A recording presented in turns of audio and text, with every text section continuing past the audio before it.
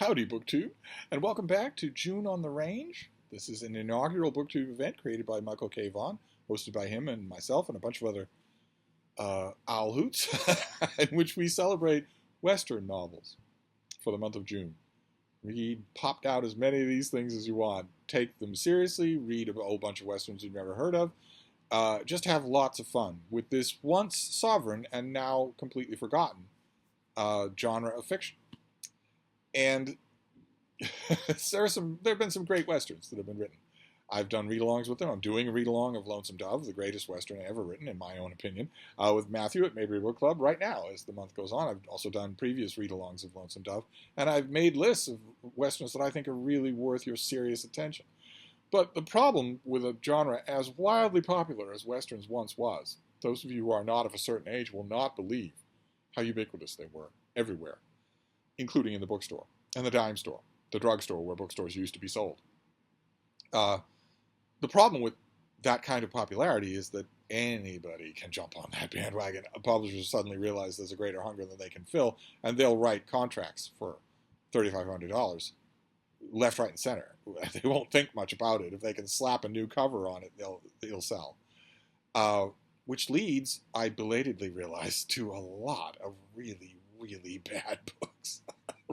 So we have another inaugural BookTube event coming up in August, Garb August, created by Criminali, of course. Celebrating garbage, celebrating trash books. And June on the Range, at least for this week, is having the unexpected effect of reminding me that Garb August is year-round. There's garbage everywhere.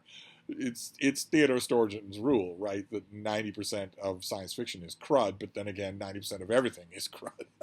It's only when you indulge in an event like June on the Range you start to realize how big a percentage 90% is. Now, I read a book called Rafe just the other day, this thing, Rafe. And I didn't like it at all. It was, I think, my first Nelson Nye Western. And I had a bit of sympathy for Nelson Nye because he was, among other things, in a long writing life, a book critic. And I thought, well, okay. So, you know, if it was ever your job to bang together a critique of someone else's writing, maybe you'll be a little self-conscious of being bad at it yourself. And I heard an email from a few of you out there, a tiny handful, a small contingent of Nelson Nye fans, telling me maybe you were being harsh on Rafe, maybe it wasn't that good a book, but that the author shouldn't be dismissed to court. So I read another Nelson Nye Western. I read Gun Hunt for the Sundance Kid. There he is, hiding in the rocks, just what you want for a hero. You want him to be hiding on the cover. And this was bad. It was very, very bad. Now, instead of you taking my word for it, I want to read you just a bit of chapter 1. We'll just start at the beginning. It was right down sudden. It's not downright, right down. It was right down sudden the way Sam got his light snuffed. I had my back against a cottonwood 12 foot off when he stepped from the buckhorn's bat wings into the gathered dusk of Perry's up-paved street. Buckhorn's Batwings? Any idea? Without Googling? Any idea? Up-paved street? Any idea? Crescent, this is dialogue. Crescent, the call came from over yonderly, nicely pitched to stop a man. Not over yonder, over yonderly. Sam stopped. He wheeled hard-bitten features for a look across his shoulder. In the light of the buckthorn's coal oil lamp, I saw the sudden jump of his hand. The sound of its slap on the wood of his gun butt, was a miniature explosion. Don't do it, Crescent, the cold voice warned. But it wasn't in Sam's nature to heed that good advice, nor the frosty glint of the speaker's eye. With a salty curse he dragged his iron. Flame burst whitely from the level of his hip. 2 reports fanned upward, flatly slamming the town's wild din. Trebled echoes scraped flimsy walls and tense, dust-covered sheeting. Another moment, Sam hung poised. Then the hinges of his knees broke loose, and flopped him forward in a grotesque heap. That's as much of chapter 1 as I'm going to read. That is very, very bad writing. That is almost parody. And it reminded me of a parody. Reading that prose, especially reading it out loud, reminded me of a scene from a great Western called The Shootist, starring John Wayne, based on a great Western novel, The Shootist by Glenn Swarthout. There's a scene in that movie. Everyone in the town knows that a great gunslinger has come there unexpectedly. Rumor has spread around that he is mortally ill, that he is dying. His fame precedes him. He has been the winner in untold how many gunfights. And he's started to attract all sorts of attention, not only young bravos wanting to make their name by killing him, but also hucksters and grifters who want to make money off him while they still can. One of those grifters is a man who wants to produce a biography, an autobiography, a quick dime store book to make a buck. And he visits John Wayne's character, J.B. Brooks, in the boarding house where he's staying, and sits with him and presents him, with the money that would be involved, the nominal work that would be involved. Someone else would probably help with the writing. And then starts to describe for Brooks what kind of a book he wants. It wants to examine the inner life of a killer. Did you brood once the deed was done, or was your mind free of worry on the subject of gunning down your fellow man?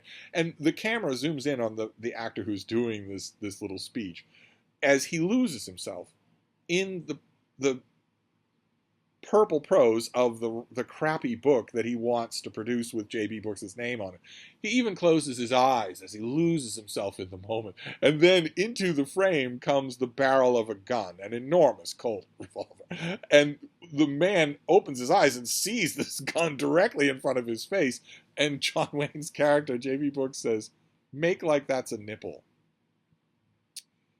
And forces the man to put the gun in his mouth and raises him that way. If you've got your mouth around someone's gun barrel, you move when they tell you to move. He raises him like that, walks him out of the house with the gun in his mouth, then turns him around and boots him down the stairs. And Lauren Bacall's character says that was a savage thing to do. And I felt like doing that to Nelson Nye when I was reading that passage and 1,000 passages like it in this horrible, horrible novel. It cost 35 cents originally when it was on a metal spinner rack at a drugstore, and I would have felt overcharged. I would have felt gypped by this. So I'm worried now that my June on the Range is going to hit a raft of really rotten books. The few Nelson Nye fans out there notwithstanding, all due respect, I love you, but I'm leaving this author behind. I'm leaving this author and moving somewhere else. In fact, I think the next few Westerns I read might be significantly more modern. Things from the last 20 or 30 years. I might do that, but I think I've given Nelson Nye as many considerations as he deserves. Certainly, Gun Hunt for the Sundance Kid was intolerable. It was almost impossible to get through it. It was so bad. It was such a parody of Western writing. It was meant to just ham things up. It was meant to just ham up this whole thing to the point where when I was finished with it, I thought this was really meant for children, which really good Westerns are not. So I'm gonna leave this behind, and all the little kids who read this playing Hopalong Cassidy, I'm gonna leave it behind and move on to some other author. But I wanted to give a report for June on the Range, since I am one of the hosts.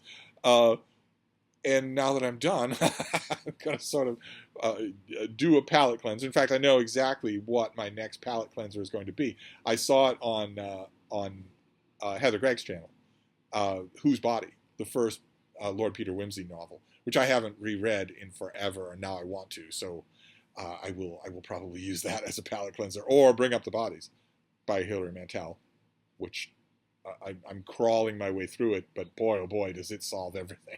It does nothing wrong. It does nothing wrong at all. It's just, I would love to talk to somebody about this book in the detail in which I'm reading it, and that's not going to happen.